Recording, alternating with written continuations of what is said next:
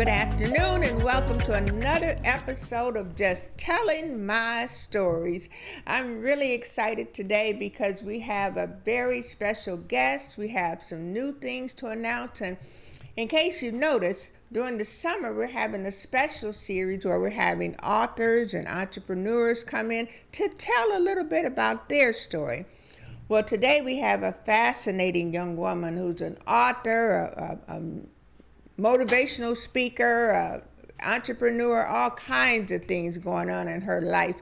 And you just hit share and share with your friends this powerful story that she has. That's her story. I want to introduce to you Miss Reneko Stroud. Hello, everybody. Hi. How are you? It's good to see you. I haven't seen you in a couple weeks, seems like, with all of this coronavirus and everything. And but you're looking cute with your matching mask and everything. But thank you. We can't do a show with the mask on. Oh. I think you're the one that brought it to my attention that I could have my authors on, because everybody has a story to tell. Right. And the name of the show is Just Telling My Stories. Right. And so I'm happy to come and share with you with the audience a little bit about your story. But don't tell them everything, because we got some book signings coming up. We got some moving and shaking going on, and a lot of good things. But give them a little bit of your story. Well, I grew up in Pittsburgh. I'm born and raised in Pittsburgh, St. Clair Village. Represent St. Clair. Still up in Cleveland. I grew up in a home, you know, my mom was a cosmetologist, my father was a fireman, I had a brother, and we grew up in this all-American home in the hood. Wow. And everything was cool, like, until the little secrets, the little well-kept secrets was going on. Mm-hmm. A lot of domestic violence, alcoholism, you know, stuff they keep away from the kids. Everything was shut in. Don't tell the neighbors. Keep them out your business type of stuff. That's it. I just, you know, from where I come from now, I'm getting twisted on my I got so much stuff spinning in my head that I want to tell everybody. So forgive me if I stutter a little bit. But, yeah, I grew up in a well-kept home. My mom stayed fly, so that's where I get it from. You know. Did you look like your mom? I look like my dad, really. Wow. Yeah, I look like my dad. You know, and then that would cause an issue, because later on, after my mom and dad separated, because I looked like him, I pretty much was mentally abused and you know, because of that. This is my belief, you know. Okay.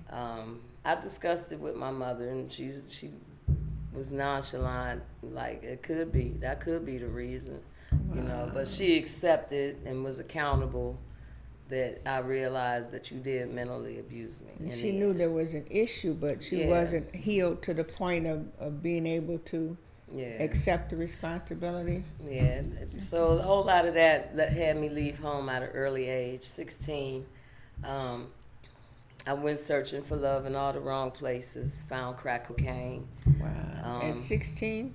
Yeah, 16 years old. It took a lot out of me. And, you know, the discussion I had with my mother while I was doing drugs, you know, I was stealing her money. I was doing little stuff like that. It finally came to me that I did need some help, you know. So I've been in and out of rehabs and stuff like that all the way up until 2005, where eventually my bottom was going to prison for aggravated murder. Wow. Yeah. Wow. That's something. But isn't it amazing? That's been like 15 years ago. You made a complete turnaround. Oh, yeah. Oh, yeah. But, you know, ironically, I wouldn't take none of it back, because everything that I've been through has made me the woman that demonstrates strength today. Wow. One thing I noticed about you, you have a lot of drive, a lot of strength. Nothing's gonna get you I'm down. up with the Nothing's birds. gonna slow you Nothing down. but hustle all day, like Nothing's all gonna slow day, you. and I don't Every do time nothing I illegal. call you selling or you speaking Yep. or getting ready to go here, getting ready to do that, and the coronavirus slowed you down. I'm ready to fight Corona. Because you have Literally. plenty of places to go and things to do. So your story, you grew up in pretty much an all-American, a family that was a model family at the time until the doors closed. Yeah. And that's when the boogeyman and the secrets came out and that kind of thing. How, and then in our families, you hear a lot of people say, what goes on in this house stays in this house. And that's what I was raised on. And that's a horrible, horrible thing to ingrain in a child because so much happens. Yeah. And as a publisher, I read so many stories now after people are grown of molestation in the family and domestic violence and abuse and all kinds of things happening in the family. And when Oprah first came out, remember, all of these secrets began to come out and people began to share. And it was also at that time people began to heal from some of these things. Right. Some people ended up in psychiatric wards because of the secrets they had to keep. Right. But that's why we have this platform, just telling my stories. I believe everybody has a story, whether you put it in a book, whether you put it in a play, or like you looking for a movie or some kind of way. I've learned from so much like that's happened in my past. I've learned that secrets do keep you sick. Yeah. You know what I mean? And I had a whole nother one. So did your healing begin when I think you told me you started writing your story in jail. I wrote my whole book in prison. Wow. You know, when I went to prison, I decided that this is definitely my bottom, and I can't keep living like this. Wow. When it was time for me to be released, after I graduated, everything they had to offer to me in the prison. I was acknowledged by the warden. They sent me to an honor camp. I fought my case. I found a glitch in it, and I was released. I fired the public pretender in the courtroom. Wow. With that being said, they tried to send me back where my case happened, and the judge said, "You are the only person that I've ever had in this courtroom to take and push their cart back into the prison and say, I'm not going back to Youngstown. Y'all will not keep me in your revolving door cycle. No, I'm not about to do it." So you fought and won your own case. I went back. I went straight to the hole where I know they was going to put me because it wasn't no beds. It was overcrowded. Wow. And I sat in the hole for 2 weeks willingly. And the judge granted me to go somewhere else, and I chose Cleveland. She asked me exactly where I wanted to go. I said, well, I've never been to Cleveland, but I heard that it was cost of living ain't that bad. Wow. You can go to school. You can get a job. That's what I did. So even though you took some wrong turns in your young life, you always knew that you were going to be somebody. Oh, even in the hole you were writing your book, you were getting things together, preparing to get outside and do great things. Oh yeah, and I am my mother's child. Like whatever the case with all the abuse and stuff, that was nighttime. In the daytime, my mother would get out there and get it. Like she was a cosmetologist. She worked at Jenkins Arcade, and then she did hair at home. And then my father, he was a fireman. I watched him in newspapers and actually seen him save a life in my own apartment building. But he fell off. I don't know what happened to him. But my mother, she always, Is he alive? No, both of them are deceased now. Okay. So the beautiful thing about it, and what we try to share with people, is when you tell your story, when you tell those things that the devil tries to tell you, that people are saying you're no good or this or whatever, when you begin to tell your story, people can see your version of what was happening and what was going on, because you were in prison unjustly. Unjustly. Yep. We ain't gonna tell you no details about it because it's in the book, but you were in prison unjustly. and you didn't let it take your mind, you didn't let it take you down, you didn't let it take you under. I remember when I told my son that I had stage 4 cancer, he says, as long as you don't let it get in your mind, you'll be all right. Yeah. So once we let our life situations get in our mind and we fester and we worry about them, then they begin to take you down. Then they can begin to hold you back. Well, you had this kind of a childhood and you had that kind of a childhood. But I have read your story and you overcame those things by empowering yourself. Yes, you ma'am. Studied to learn those laws and find those loopholes to get your own self out. A broken home begets a broken home was the second one I was going to say. And due to the abuse that my mother went through, I also several times been through abuse, all the way to being locked in closets, locked in basements for weeks.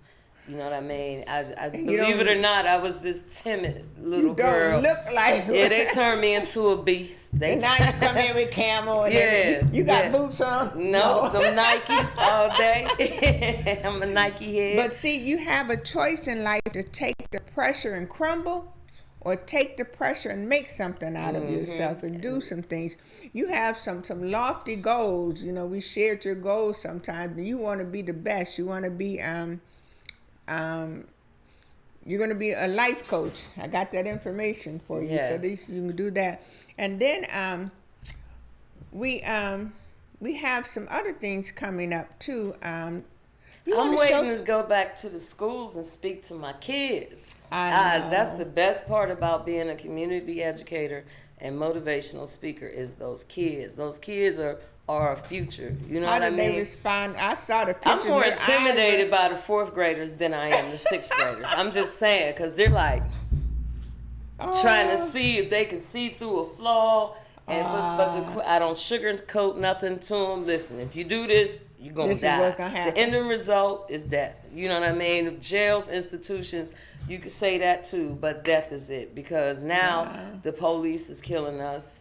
You know what I'm saying? And so if you get caught doing something you ain't got no business and you go to jail, who's to say that you're going to make it from where that crime happened down to the justice center? Because you don't even have to do anything to get in a bad situation, but definitely if you do Trouble foolish finds things, you. It'll find you. And so the 4th grade is a wonderful time to catch them, because that's kind of like 3rd grade, they're kind of cool. But 4th grade, they're trying to think about, I could explore this, I could explore that, and let me try this and let me try that. I remember me in the 4th grade, so and they done advance, you know, so who knows? I get the kids to help me fix my phone. I know. You know what I'm saying? So they so much more advanced than we are out here. Like, it's real surprising. Wow. So being a mother of a black son, what would you have to say to other mothers of black sons, mothers of sons? I'm learning the process still, because me and my kids just really reunited. They were fed that I abandoned them. Oh. You know, in most cases, you know, or it's what they wanted to believe. I don't know where it's at, but they were young. The bottom line is I wrote this story for my truth to them. Wow. You know, but if you don't take time out to read it, you never know. You're going to keep holding that grudge against me. But right now, I got to live my life. You know what I'm saying? I wrote my truth. Here it is. You can read Skedaddle. I'm about to go do what I need to do for me today. Wow. Vacationing. I'm getting ready to do all types of stuff. You know what I'm saying? I'm about to get this clothing bust, this boutique bust that I'm about to make. I'm trying to do a non-profit. Yeah. You know what I'm saying? I don't have no time to be focusing on the past. And wasting the time. I'm good. Take advantage of the time that was taken from you, because it was actually stolen from you, because it wasn't, you know, circumstances. It's in the book. I would love for my children to be in my life, but sometimes the only way you can show them is to be an example. That's it. You mentioned getting your hustle on. Every time I call you, you are selling. You want to show a few of the things that you have? Okay, I sell Nike outfits. Where we at? Right there. So those are the men's short sets. Oh, shorts. This is the whole set. Oh, wow. And then I got the hoodie T-shirt, and I generally get all sizes. Also have women's clothing. Wow. That's beautiful. So, And how much do those sets run, depending on the size? the men's outfits are 60. The Wow. women's are 50. These are the short sets. Just do it. And then I also have the polo rompers. I got polo two pieces. I have polo jumpers, the whole pants jumper. Wow, okay. I sell men and women's waist trainers. What else I got? Oh, Got everything. I got the Nike sweatsuits, Oh, the pretty. retro ones with the zippers Wow. down here. Wow, I remember those back in the day. And the reason I asked you to bring those is because over at my office, the suite, we have a lot of office space, and we decided because of the coronavirus, a lot of people, my last guest said, if you don't have a hustle during corona, something wrong with you. Because a lot of people lost their jobs, their businesses suffered. So people have gotten into making soaps and candles and different things, or publishing books with their downtime. I won't say swamped, but I have a lot of new clients that have written their books during this corona downtime.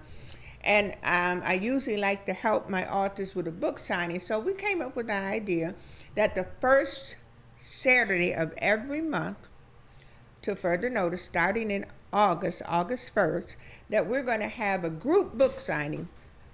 Quite a few of my authors will be there, and we're going to have a pop-up shop. We have space for at least 15 vendors. So you can come, and for $25 a table, you can That get ain't bad at all. on Saturdays, $25 a table. The first 25 purchasers get a free lunch. Our vendors get a free lunch. I'm going to do some workshops relative to not only publishing, but relative to coming back after Corona where you've been in business. You know, if your business has been limited or destroyed or whatever, I have some comeback strategies to share with people. And the workshops are totally free. We'll have 2 workshops, one in the beginning and one in the end. So you're able to come and just get some help, get some assistance on where do you go from here. You know, you may have bought product that had a shelf life that's no longer good. You may have lost your office space or whatever, but just come and share some information on how to regroup after this loop. We've been flipped for a loop, you know, and so there's no cost to enter. You just come, and we will don't come and stay the whole time, so other people can come in. You know, we still social distance a little bit. And in my building, there's a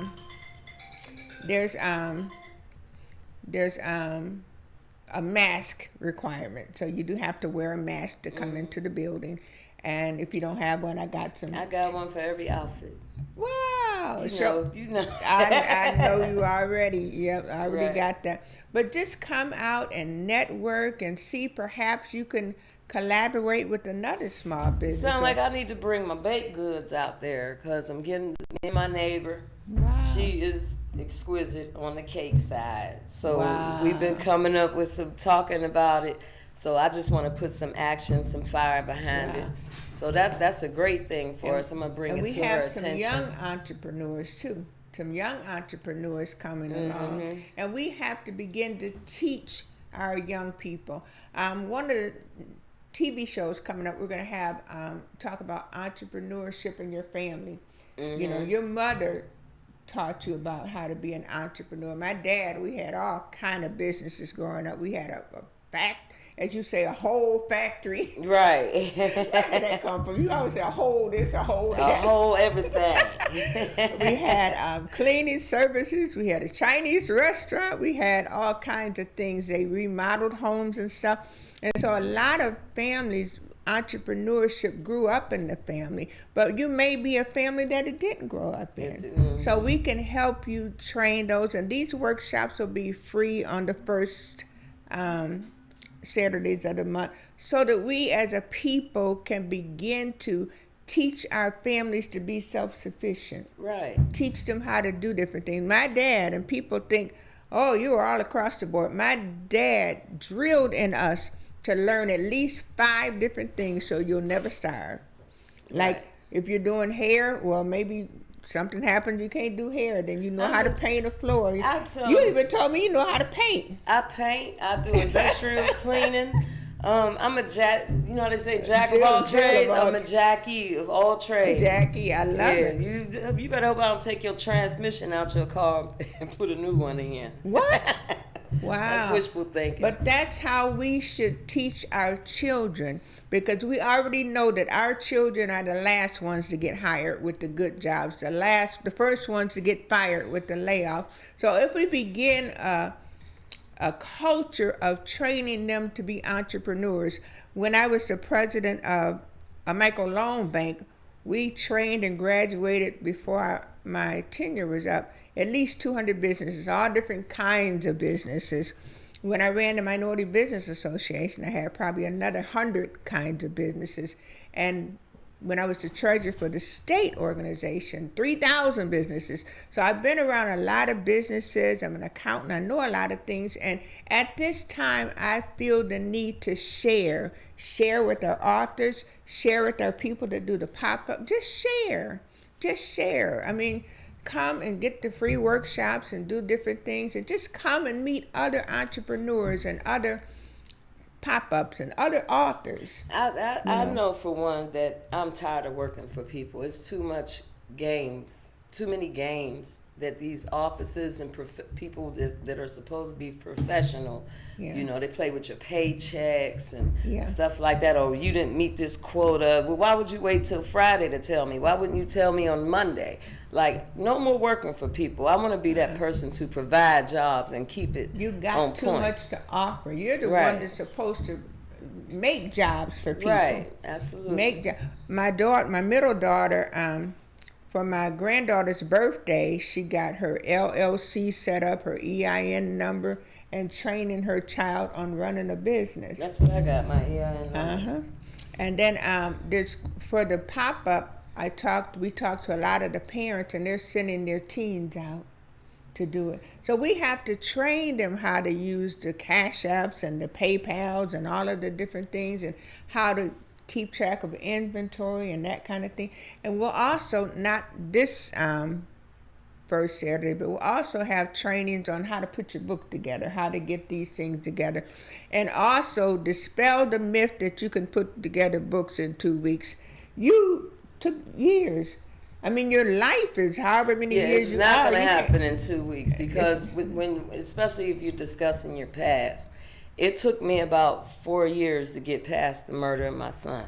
Yeah. You know what I'm saying? And like on a daily basis, everybody that I talk to, like, oh, I want to write a book. I said, just do it. Write it down. You know, can you help me? I can't help you write it, because that's your life. It's got to come from your heart. But I have some connects for you, though. But you just got to get the process done. What me and my connects aren't going to tolerate is procrastination. Yeah. So I'm not even going to introduce you to nobody until I know you for real. You're going to do it. And then it takes a lot of time before, because as you're writing, some healing takes place. And it may take you 6 months to get through one chapter of writing, because do I tell that? Do I not tell that? Or you know, are people going to look at me differently? Right. But the thing about it is, everybody's story is their story. We can't go back and change what happened. Right. That's your story. Yeah. And I talked to one of my friends on Facebook, and you know, I've had a hard time dealing with my hair, you know, because it reminds me of cancer, and it's just not. You're not real fly right now. Not real happy with it right now. I don't know what you're talking about. But he told me, he said that once you embrace the natural you, it will empower you. Mm-hmm. So little by little, it's empowering you. That gray is popping. So once we, thank you. So once we embrace that's my story. That story will empower you. That story will help your future you, first of all, not make some of those same mistakes. Right. The future you know, like you said, you can't believe, and not many people could believe you've been abused. You know, but what did it do? It empowered you. Yes, it you did. are able to go and show another young lady that, listen, That's not how God wants you to live. Right. You don't live hiding in a closet or live, doing different things. And as we empower ourselves, you empower the people around you. You empower the people around you, because I thank God for you, because when I wanted to sit and whine a little bit about the cancer, get up. None of that. You're like, how you doing? I said, oh, okay, we're good. Okay, now let's go. And you need people like that in your life to, you ain't gonna roll over and die. We got stuff to do. And so that's a blessing. So by sharing your story, show the cover of your book. This young lady is so inspiring. I did some mock-ups of her book cover, and one of them had this old house on it, and I put it on there. She went out on her own that weekend, found an old house, a real old house, not a Photoshop one, and dressed up and took this beautiful picture. And most people would just say, okay, well, whatever, but she took a picture of a real person's house and had her camera people and everything. So she's definitely a young lady that you give her anything, she's going to try it, she's going to do it, and she's going to do her best at it. So that's what we're going to, and then one of these months I'll have you teach one of the workshops. Okay. One of the my motto is don't say no. I never say no when it's something productive and positive. And you don't have to be an expert at everything right away. You get better as you go, but never be afraid to try and do anything. So we're wrapping up here at KAZ Radio TV Cleveland, and we want to thank our special guest, Reneko Stroud. Yep, that's me. And that come and see her in person on August 1st at the Suite, 27801 Euclid Avenue on the 4th floor. And it's on Euclid down by the freeway, past 260 of 278. And I'll bring some of my items with me. She's going to bring some of her items and just share books. And there'll be other authors there that I didn't publish. This is about us. It's not always about self-centered and what I can get out of it. It's about us as a people. How can we grow together? How can we better ourselves? But more importantly, how can we help each other come back after this loop we've been thrown with this coronavirus? Absolutely. And so we're going to have a wonderful time. If you have questions about it, you can message me on Facebook or give me a call at 216-302-9478. And we'll be getting postcards and different things out. And Milana Mills will be helping me coordinate this and put it together. And it's a blessing to have people. She said, well, your strength ain't all the way there, so I can help you do this because we need to have it done. And you guys can friend me on Facebook and Instagram, DM me, and now you can call people. Just now utilizing all of that stuff. But wow. Yeah, Look, you can hit me. Feel free to friend me on Facebook and Instagram. I will respond. You might teach class on that. I can't coordinate all that stuff. Right. But as we close, I want to thank you for tuning in for this episode of Just Telling My Stories. And I want to thank you for supporting our efforts to bring us closer together as a business community and not let one die, not let another business fall under or whatever. You may just have a simple word of encouragement to encourage somebody to get back up and try again. Absolutely. Get back up and fight, or maybe do it a different way. Thank you for sharing and tagging and letting people know about our first Saturdays at the Suite, 27801 on the Euclid on the 4th floor. Thank you again. And those of you that don't know Jesus Christ as your personal Lord and Savior, whatever situation you're going to, we're going to try to help you in things, but ultimately, He's the one that's able to help you get over these things that we've gone through. Once again, tune in every Friday at 2 o'clock. Today was at 3 o'clock, but every Friday at 2 o'clock, and we're going to have more people coming on just telling their stories. Thanks, Reneko. All right, love you too.